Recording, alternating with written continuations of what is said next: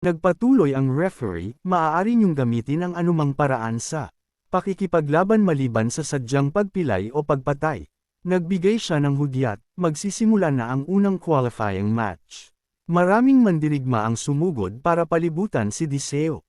Pinaplano nilang pagtulungan siya. Ipakita natin sa munting igat na ito mula sa angkang Namgang kung anong galing natin. Kabaligtaran ng dati niyang takot na anyo, si Deseo ay nag-uumapaw na ngayon sa nakamamanghang kompetensya.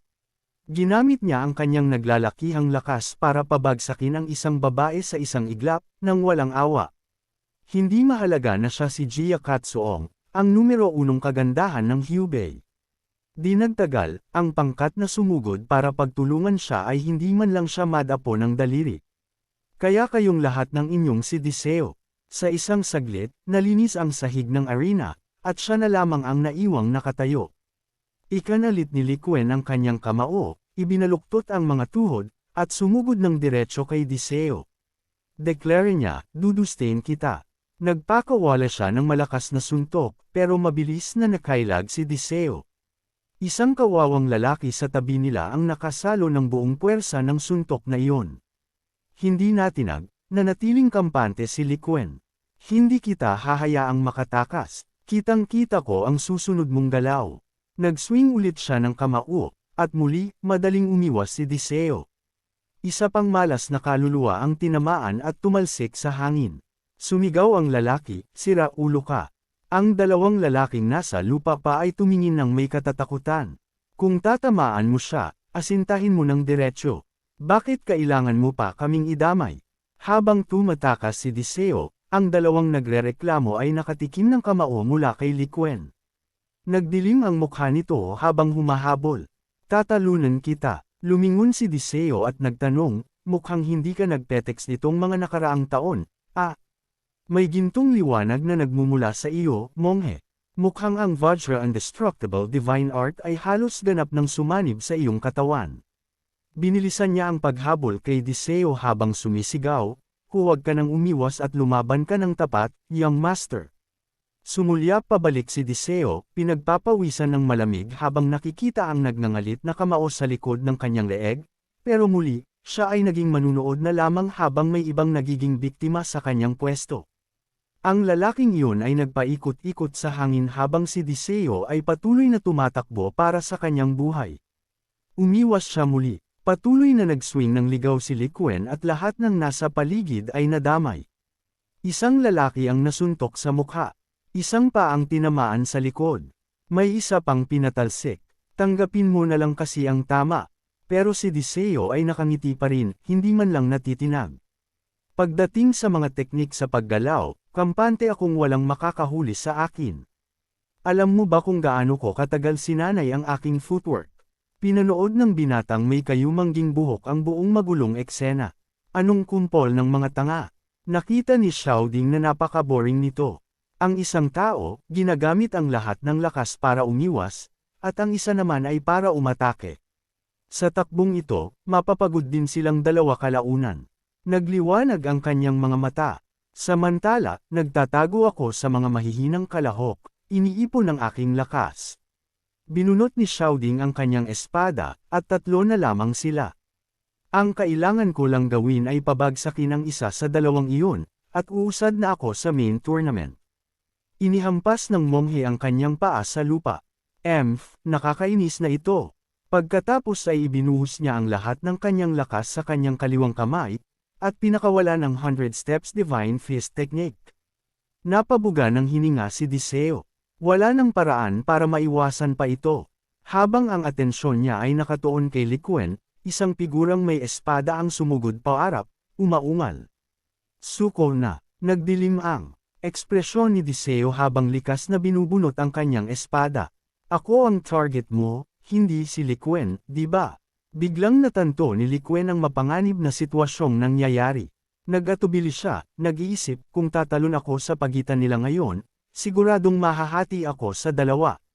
Sa sandaling iyon ng pag-aatubili, pinakawala ni Xiaoding ang isang biglaan at mabagsik na pag-atake kay Deseo. Mabilis na binunot ni Deseo ang kanyang talam para salagin ang tama. Swabing dumulas sa gilid habang ginagawa ito, bamulong siya, tsamba lang iyon. Ang totoong laban ay nagsisimula na ngayon. Dahil doon, agad na ginamit ni Xiaoding ang Art of the Hidden Shadow, at naglaho sa paningin. Nanlaki ang mga mata ng mga manunood sa pagkamangha. May sumigaw, ano? Nawala ang lalaki. Sabi naman ng isa, saan siya pumunta? Samantala, palihim na kumikilos si Xiaoding, buong pagmamalaking iniisip sa sarili, ang sining ko ng nakatagong anino ay hindi lamang nagtatago ng aking anyo.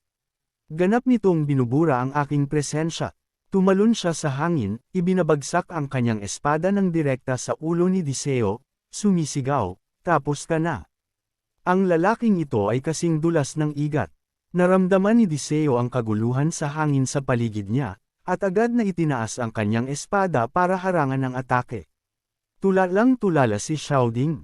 Paano niya? Alam mo kung saan ako tatama. Kalmadong sumagot si Diseo, nakakagulat ba talaga? Hinarang ko lang ang nakikita ko. Sa pagtanggi na tanggapin ang pagkatalo, muling ginamit ni Xiaoding ang Art of the Hidden Shadow, umaangal, huwag kang mayabang. Walang paraan para makita mo ang teknik ko. Nagpakawala lamang si Diseo ng isang mahinang tawa at sa isang magandang indayog ng kanyang espada, isinagawa niya ang Blue Wind Point technique. Sok, tila hindi mo pa rin naiintindihan. Ang mga nagbubuhol-buhol na agos ng puting enerhiya ay sumugod ng direkta kay Xiaoding.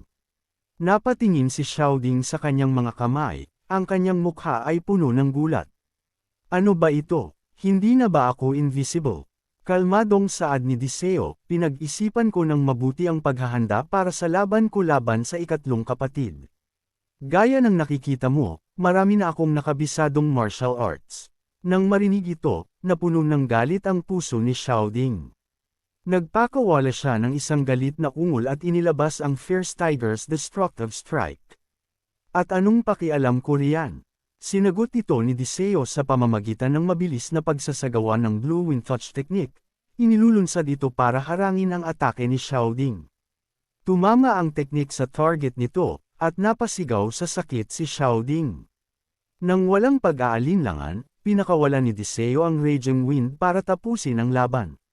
Marahas na tinangay si Xiaoding sa hangin, ang kanyang espada ay nabitawan habang ang buhawi ay binaligtad siya ng patiwarik, ang kanyang mukha ay namutla habang naglalabas ng isang kaawa-awang tili. Nauwi siya sa pagkahulog mula sa entablado sa posisyong handstand. Deklara ng referee, Xiaoding ng Nam at Wild Beast Palace, labas na sa arena. Pagkatapos ay inanunsyo niya ang dalawang mandirigmang uusad sa susunod na round, sina Diseo at Li Quen. Naiwang nakakuyom ang mga kamao ni Li Quen, ang puso niya ay kumukulo sa pagkadismaya. Hindi man lang ako nakakuha ng totoong laban. Samantala, tahimik na nakatayo si Diseo, ang mga mata ay kalahating nakapikit, nagtataka sa sarili kung sapat na ba ito. Sa ibang arena, ang isang kapatid mula sa angkang Namgang ay katatapos lang din ng sarili niyang laban. Ang kanyang espada ay mahigpit pa ring hawak.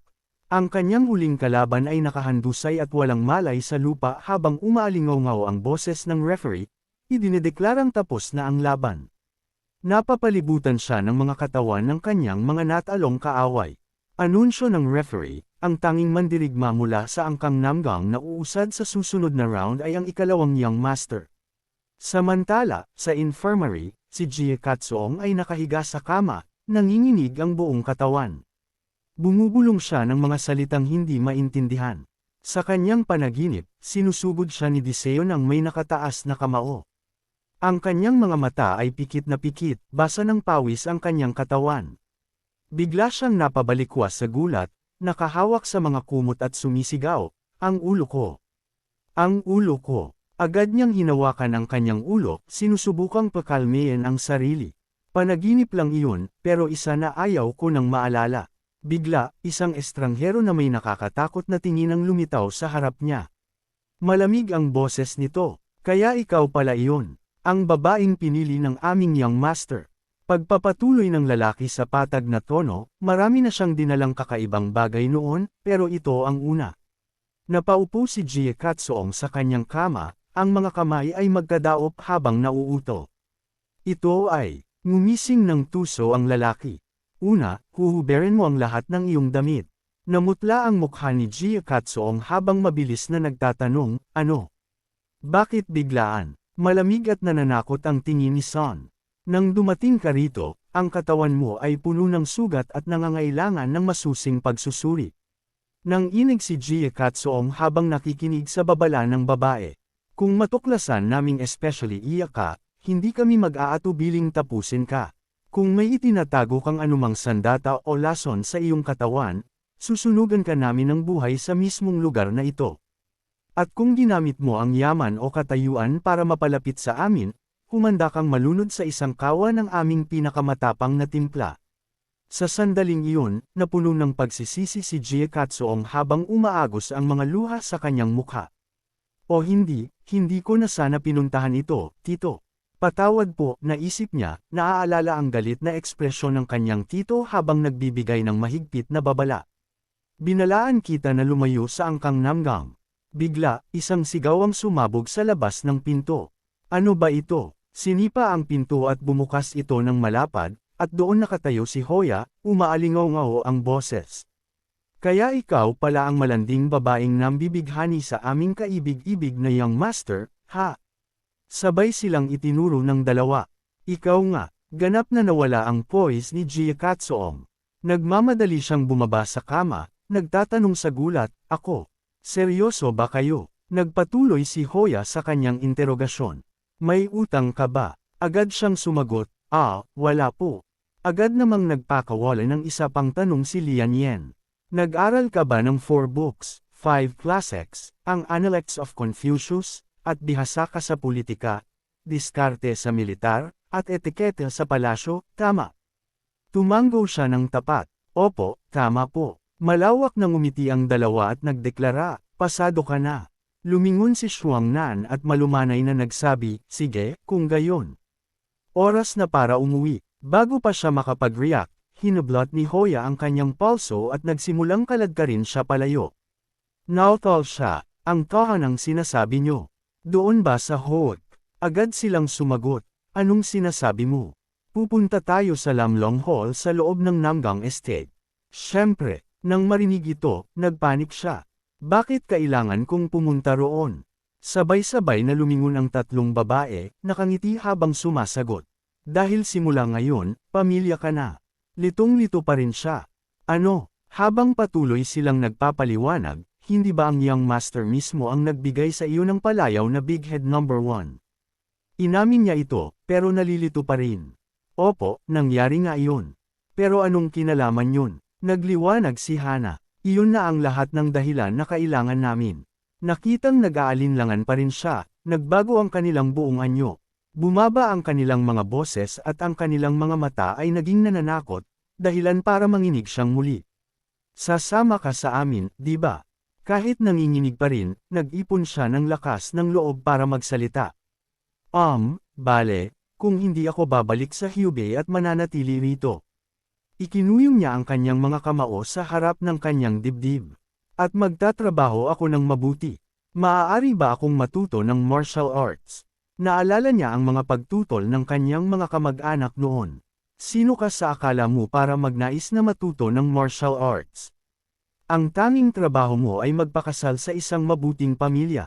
Ipinikit niya ang kanyang mga mata, naghahanda para sa kanilang sagot. Pero ang sagot ni Lian Yen ang nagpabalik sa kanya sa realidad.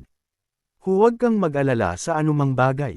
Anuman ang gusto mong gawin, ang aming munting young master ay isang napakabuting tao. Kung mayroon kang gustong makamit, siguradong gagawin niyang posible iyon para sa iyo. Naisip ni Gia Katsuong ang isang masayahing diseyo na nagtuturo sa kanya ng martial arts. Nagliwanag ang kanyang mga mata at naisip niya sa sarili, Tito, patawad po.